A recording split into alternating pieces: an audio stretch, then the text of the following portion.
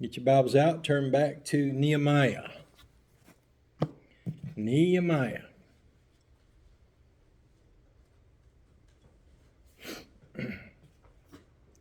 We're in chapter number 2 as we progress through the book. And to refresh your memory now, Nehemiah is the king's cupbearer.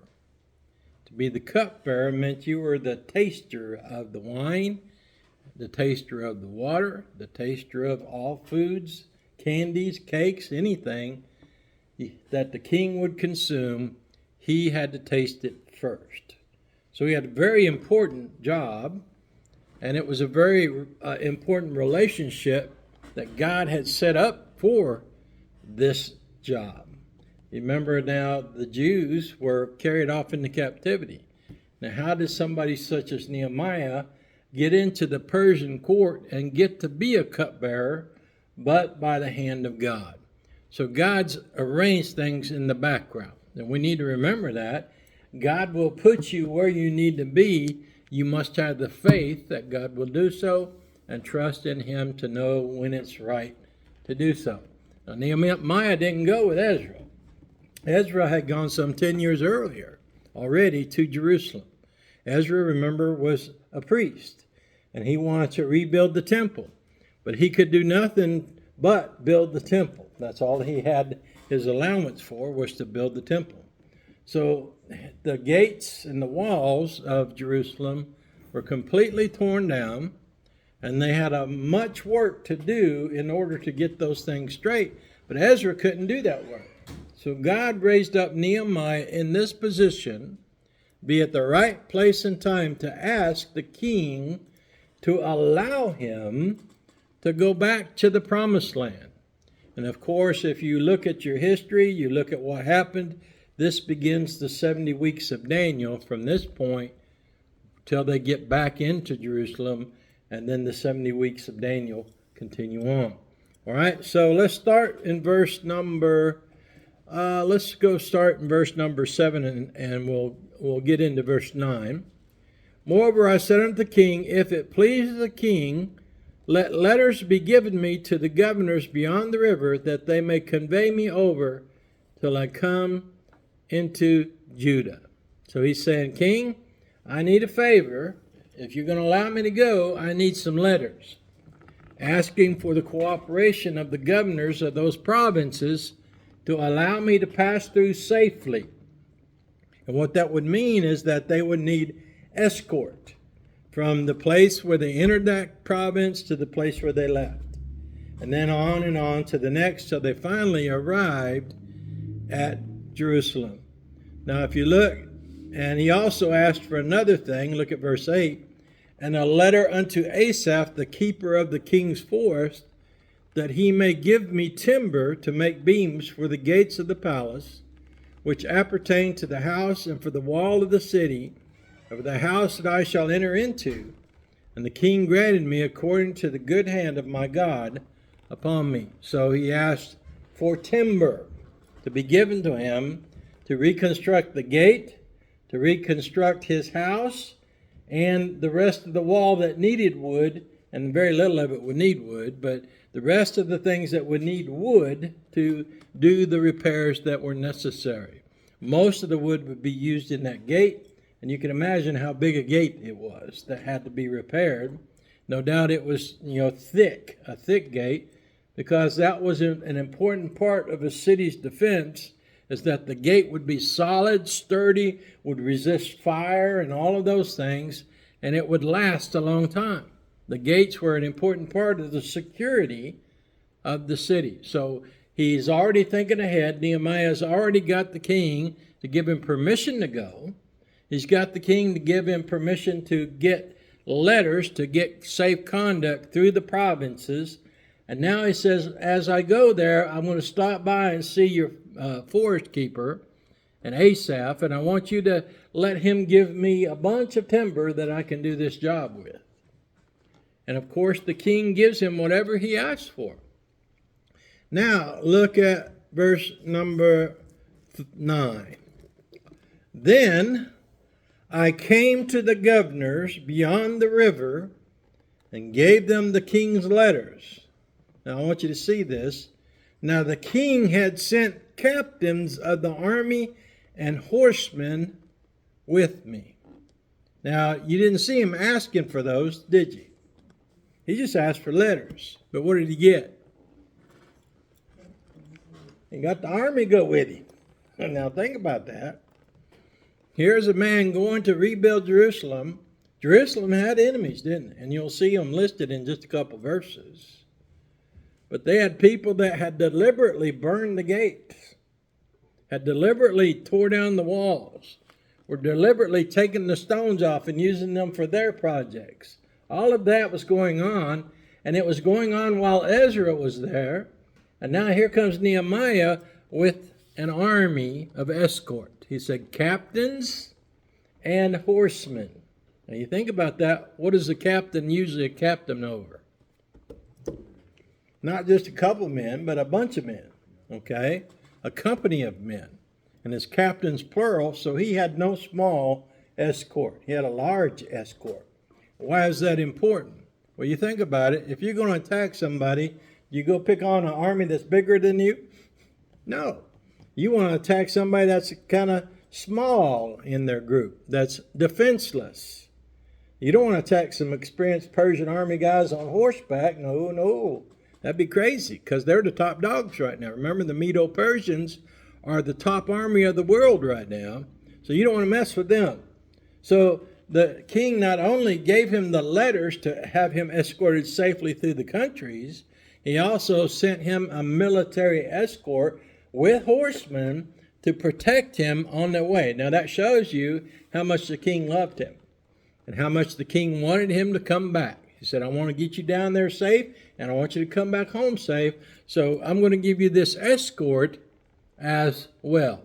So as they go and they see those governors, you can imagine the surprise of the governors. Here comes an official from the king. Now, it's not every day you get an official from the king come down. But here he comes with his big escort, and no doubt they were excited to see somebody coming down from the king's court.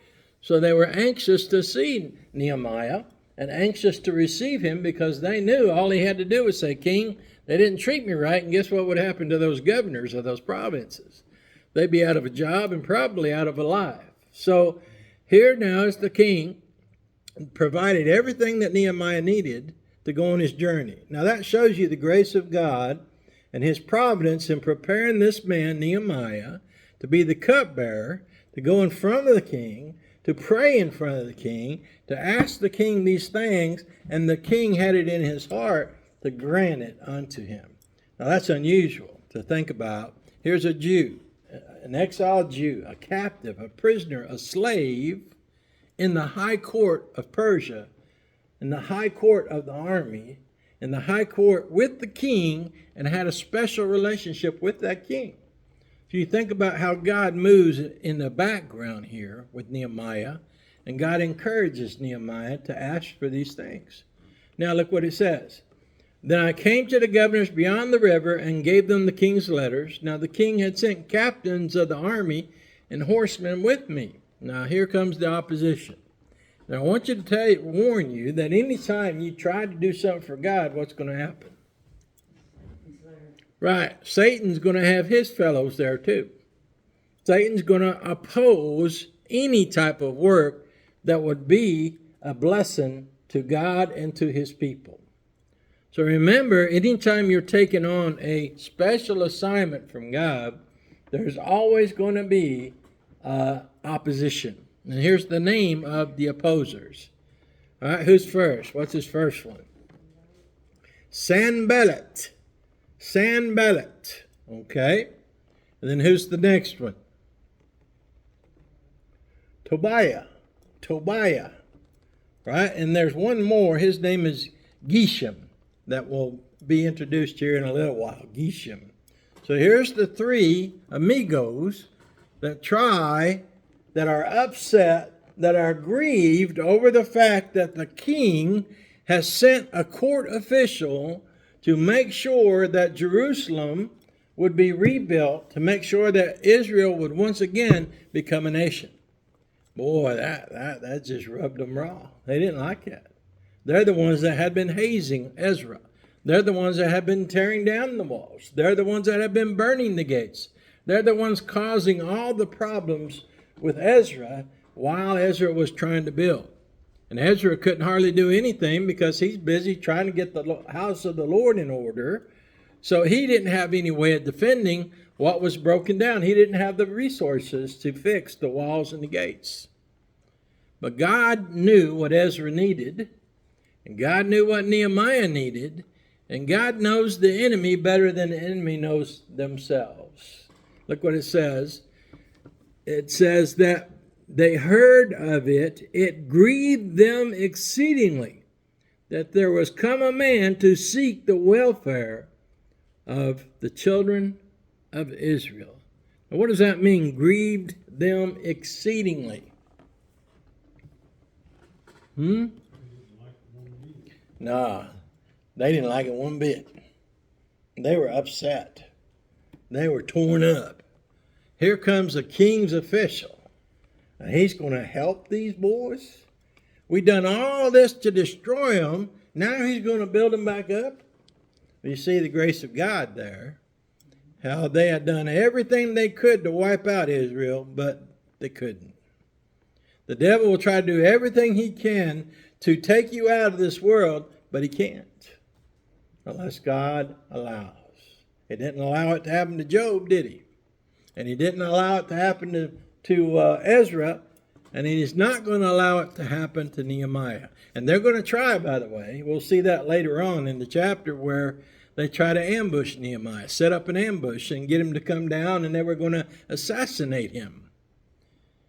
You see, they'll try any method they can. And we just read over in Psalm 140, about the gins and the snares and the traps by the wayside that the enemy would set trying to catch David. And it's going to be the same here. They're going to try to set snares and traps for Nehemiah as well so they can take him out of the picture. But they have to be real sneaky about it. Why? Because he's the king's man. He's the cupbearer for the king, and he's got an important role. He's a friend of the king. And boy, they mess with him, they're messing with the king. And the king find out about it, boy, something's going to happen, ain't it? So they had to be real careful what they did. All right, so now it says in verse 11, so I came to Jerusalem and was there 3 days. That means he made his trip, he made his journey.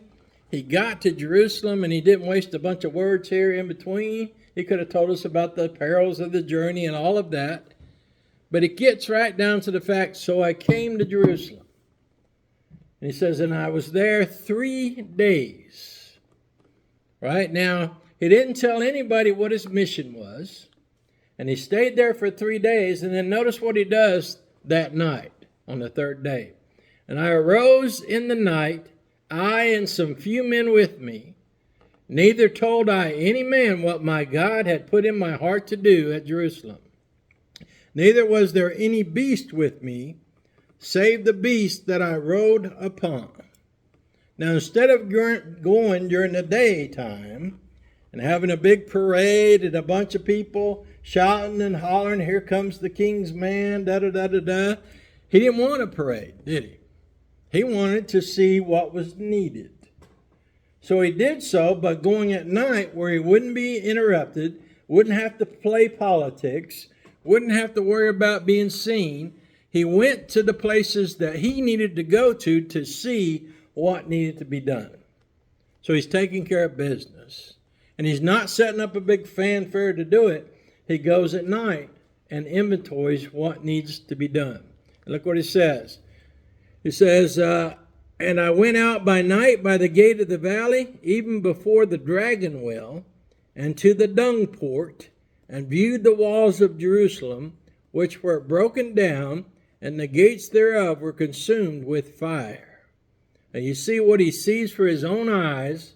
If you remember back there in chapter 1, look at chapter 1, verse 3. Remember the description? And they said unto me, the remnant that are left of the captivity there in the province are in great affliction and reproach. The wall of Jerusalem also is broke down, and the gates thereof are burned with fire. So he sees it for his own eyes here in chapter 2. Did those men give him a true report? Yep. Did they give him an accurate report? Yep. You see, when we go to and tell people things, we have to be careful we tell them what's right. Don't bring gossip. Don't bring untruths. Bring the truth. If you see something, you tell somebody what it is, then make sure it's right. And Nehemiah now gets to see it with his own eyes. He gets to see, he views all the walls. Verse 14, then I went on to the gate of the fountain and to the king's pool, but there was no place for the beast that was under me to pass. So what would that tell you? No place for the beast to pass. A donkey couldn't get in there. Okay, got it? A horse couldn't get him in there. Why? Right, too much rubble from the walls. Had been pulled down, and the houses had been pulled down, so he couldn't get there. So he had to get off of his donkey, and he had to get out. It says, then I went up in the night by the brook and viewed the wall and turned back and entered by the gate of the valley and what? So returned. All right? So he went out and took care of business. He made a whole circle there. And he checked everything out. He saw what needed to be done. No doubt he was counting. He had somebody counting how many stones they would need, how long the walls were that were needed to be repaired, how much wood for this, how much wood for that, what he needed to fix on the house, all of those things. No doubt they were making notes, getting ready to start work. So he looks at everything and takes careful observation and then comes back without speaking to anybody but those men that were with him. So he doesn't want to tell them this until it's time to start, because he knows opposition will come. He knows that these men, Sanballat and his gang, are going to try to hinder him any way he can, so he wants to keep it close to vest until it's the right time to mention it. Now, sometimes we need to be the same way. Keep it close to your vest until it's time, the right time, to reveal what God has put on your heart. All right, if God puts something on your heart, then you need to do it, but you need to reveal it when the time is right. So here now is Nehemiah. He's back in his home country. He's back in his hometown. He's back, and what does he see? Destruction, ruin, poverty, rumble everywhere. He can't even ride the streets because of all the rubble that's laying around where it had been destroyed. And you stop and think about that. If you look at that one way, you'll be discouraged.